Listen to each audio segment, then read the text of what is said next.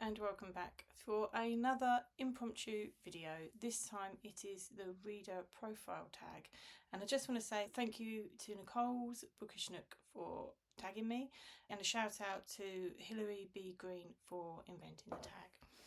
So we've got about 10 or 11 questions to get through today, all about books, so let's get started.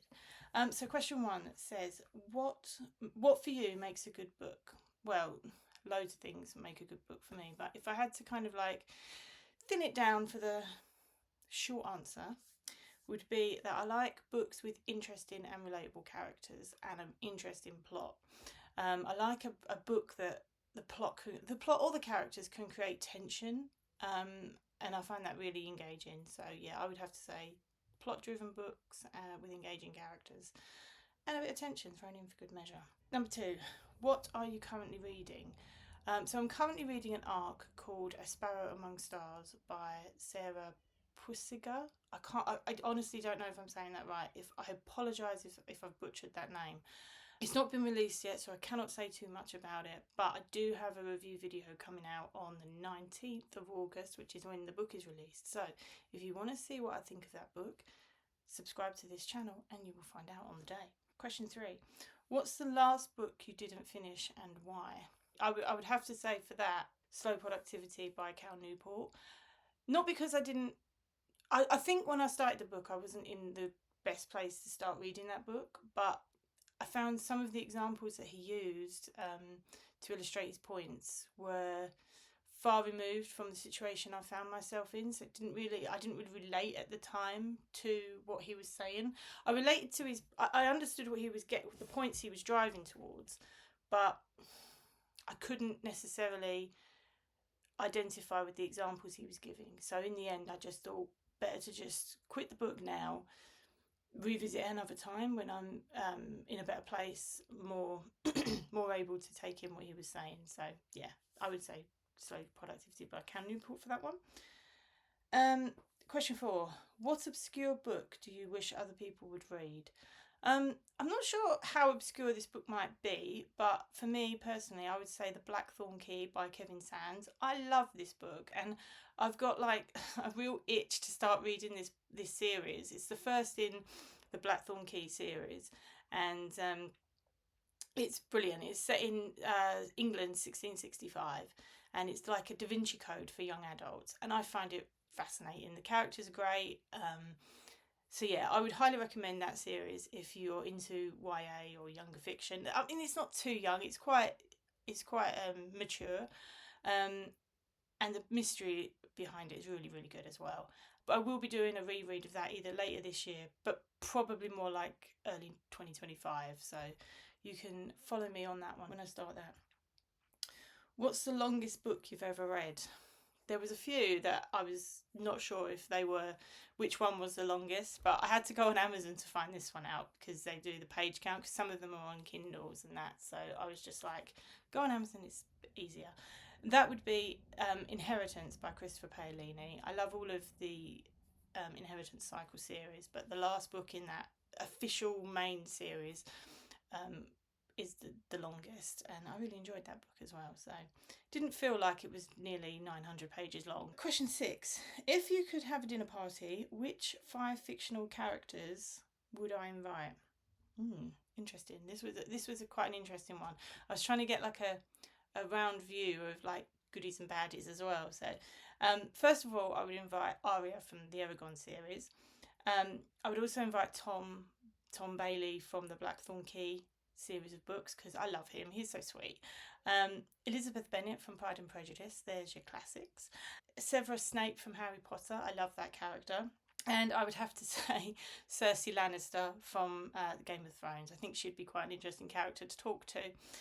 Bit disturbing at times, but interesting nonetheless. Question 7, 5 books you'd want if stranded on a desert island.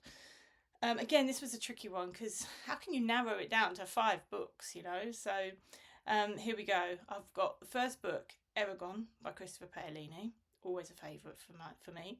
The Shadow of What Was Lost by James Islington. The Blackthorn Key by Kevin Sands. You can tell I'm slightly obsessed with that series at the moment. Appleby Farm by Kathy Bramley, because I think that's just a lovely, heartwarming romance. And if I was stranded on a desert island, I've got to have a Christmas book. So that would be The Winter Garden by Heidi Swain, which again is another heartwarming romance. Number 8, one book I couldn't put down. Again, another tough question. And I was trying to go, the obvious answer would be Eragon, but Eragon is kind of like the obvious answer for me in pretty much every question along these lines. So I was trying to go for something a little bit more, a book that I haven't chosen before. So that, for me, to answer this question, would be The Shadow of What Was Lost by James Islington. I love the characters in that. I love the magic system in that. I've only read the first book. I do have the other 2 books in the series, but because they're quite long and I've kind of committed myself to reading a couple of arcs at the moment, I'm kind of not able to engage in like longer fiction at the moment. So, but there's definitely high, the next 2 books are definitely high up on the reading list, but I would definitely say The Shadow of What Was Lost, and I would highly recommend that book as well. 9, 5 books or authors you will never read. For those of you who know me, it's going to come as no surprise I'm going to say the Twilight series. I've seen the films, but I didn't get into the films. I'm certainly not interested in the books. I like vampire fiction. I just don't like the changes and the way that vampires are presented in that series. But that's just my personal opinion. Don't come at me, please. That's just my personal opinion. I also don't see me reading any Colleen Hoover books. I know she's massive at the moment, but those sort of books just don't interest me. And I would never read a mafia romance, and I wouldn't read erotica either. So yeah, there you go. Question 10. If you were to write a book, what would it be about? Well, I can't really answer this without mentioning the fact that I have written books. I've written 11 contemporary romance books, 5 fantasy books, and a series of 10 children's books. Now, let's split this up. So, the romance books are all based around a quaint English quintessential village, chocolate boxy kind of thing. It's all around a centre of, most of them are around a group of friends, and the 2 series that I've written, Romance in the Lakes and Appleford, follow each member of that group of friendship, that core friendship group. A couple of the standalones I've written, although obviously they're standalones, they still take place in either a quaint English town or a quaint English village, and I've written some Christmas romances. That's basically my vibe with romance. I love the quaint English village, I love the core friendship group, and I love following that group of characters all the way through till the natural end of their story. My fantasy books are all to do with myths and legends.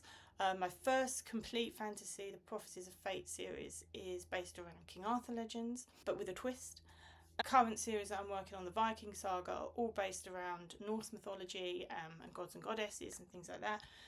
My 10-book series is also a King Arthur based as well. They follow more of the traditional legends. So whereas my Prophecies of Fate kind of expand on the legends a little bit and change a few things, the 10-book series for children, they are more traditional, and you can find all of those books in the description box below. So shameless plug there. I'm not ashamed. Last thing, so question 11 was tag some people. So here goes. I am tagging Shannon at SD Houston, JM Selly at author JM Selly, and Fiona at Fiona Howell Writes 5302. So I would like to hear I would like to see your reader profiles, guys. So if you are so inclined, please make a video and keep this tag going. That's it for this video. I hope you enjoyed it. I hope you enjoyed learning a bit more about my reading habits and my reading likes and dislikes. Please consider subscribing to my channel, like this video, share it if you so wish, and I will see you next week in the next one. See you later. Bye.